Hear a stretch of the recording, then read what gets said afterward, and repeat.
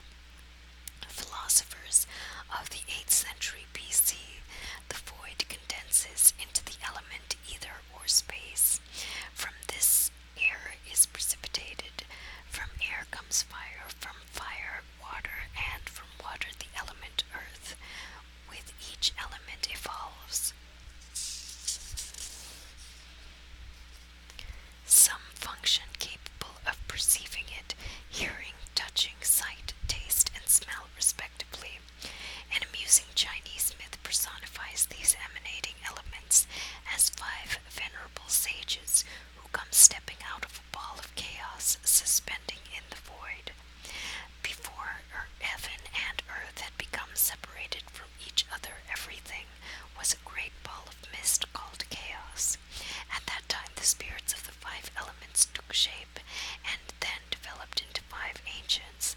The first was called the Yellow Ancient, and he was the master of earth. The second was called the Red Ancient, and he was the master of fire. The third was called the Dark Ancient, and he was the master of water. The fourth was called the Wood Prince, and he was the master of wood. And the fifth was called the Metal Mother, and she was the mistress of metals.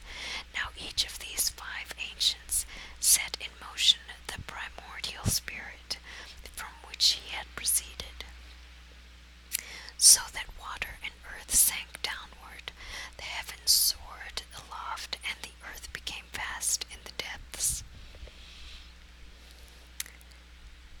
The heavens cleared, and the earth divided.